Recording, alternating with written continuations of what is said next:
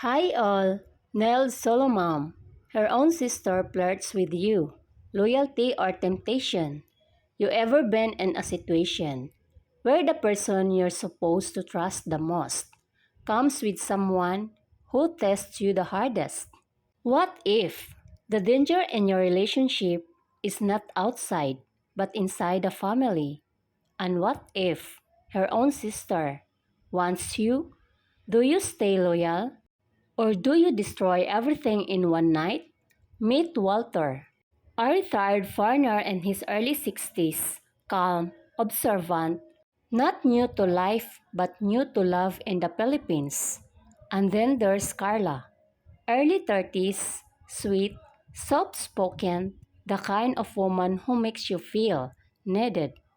Walter thought he finally found peace. No drama, no games, just quiet mornings, and someone who cared.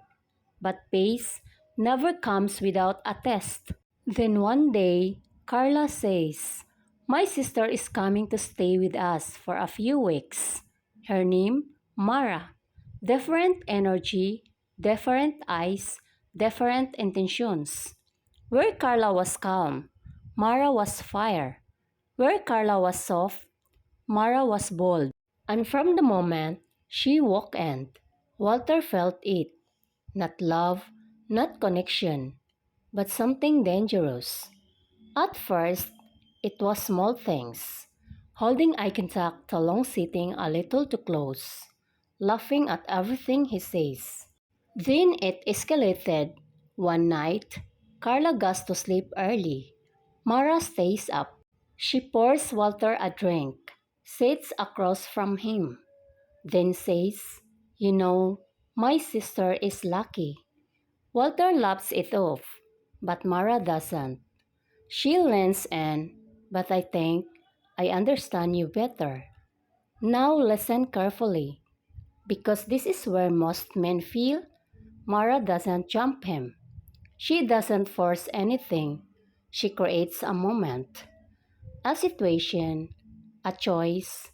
She says, "If you meet me first, things would be different, right?" That's not a question. That's a trap. Let me tell you something. This situation, it's not about attraction. It's about character. Because temptation doesn't destroy relationships. Decisions do. Some of you watching right now, you're thinking, well, if the opportunity is there, let me stop you. That opportunity, it actually a test of your value as a man. Some men say yes, not because they love the sister, but because ego, curiosity, loneliness, power.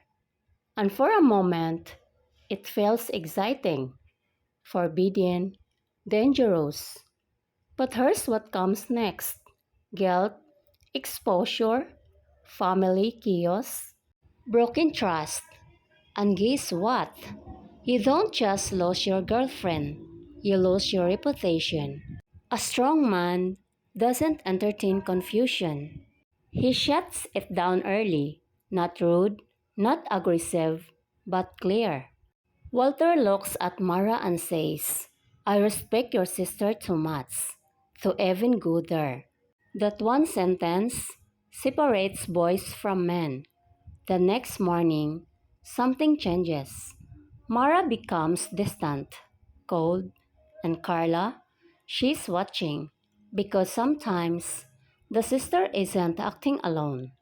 Sometimes this is a test they both know about. Let me give you something real.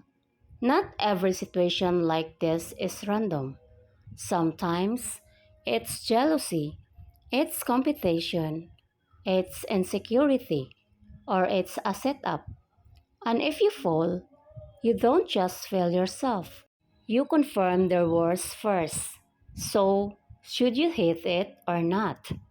Let me answer clearly. If you're looking for short-term thrill, you already know the answer. But if you want peace, respect, longevity, then you walk away every single time. Because the real question is not, can you do it? The real question is, who do you become after you do? I'm Neld Solomam. See you next episode.